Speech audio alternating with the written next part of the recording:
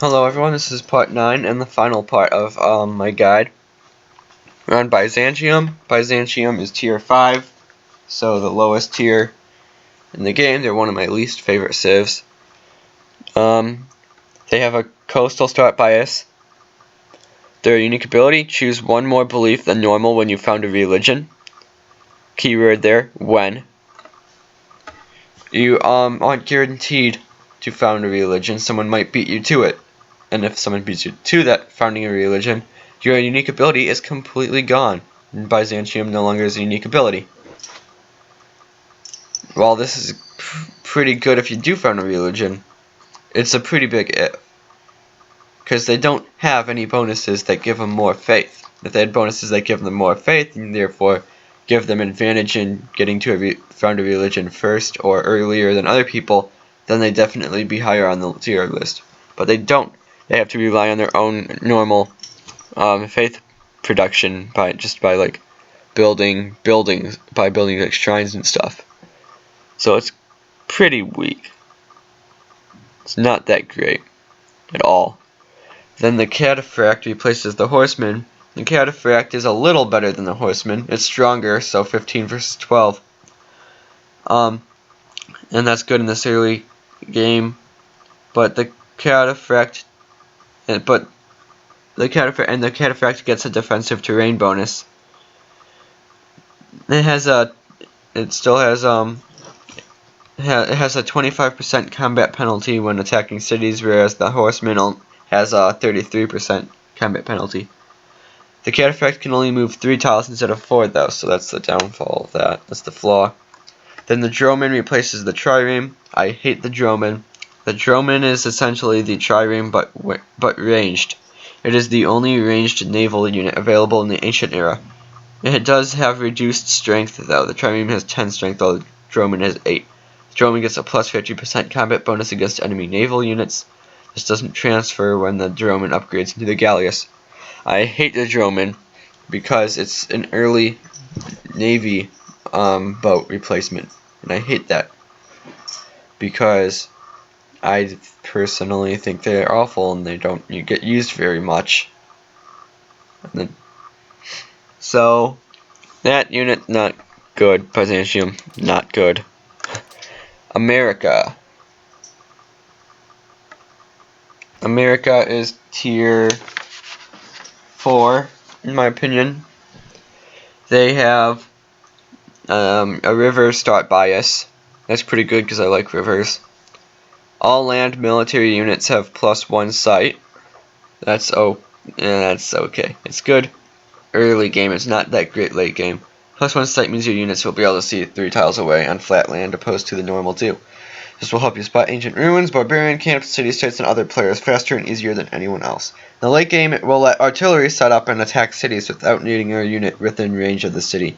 That's pretty nice, but it's not strong. It's not strong compared to other units, other empires, I mean. Then 50% discount when purchasing tiles. Okay, I guess that's okay. If you need to purchase a tile somewhere before another empire's city can pick it up, then that's not good, but otherwise I don't need it if I'm just letting my borders expand naturally. Then the B-17 replaces the bomber. The B-17 starts out with a Siege 1 promotion, making the B-17 stronger against cities than the normal bomber. So you use these to capture cities more effectively. The B-17 also gets the promotion Evasion. The name of this promotion is misleading. Evasion does not prevent your bomber from being intercepted by fighters. Evasion just lowers the damage done to the bomber from interceptions. And then B-17 also has 5 more ranged strength than the normal bomber, so it's 70 versus 65. Then the Minuteman is a great unit. A pretty great unit, I should say. It replaces a blocker unit, the Musketman. And that's the problem with it, is that it places a blocker unit. The Minuteman can move through all terrain as if it were flat, so that's really good. That's just plenty of movement. The Minuteman also gets the Drill 1 promotion, improving combat strength in rough terrain. That's nice. And the other thing about them that's not that great is the Minuteman gives Golden Age points upon defeating enemies. Like the Brazilian Pequinha, these points are not a significant amount, so you're not likely to get much off of these for the in terms of Golden Ages. Yep, America tier 3. Gotta love America as America, but we gotta love America for what it is, but not in this game. It's not that good.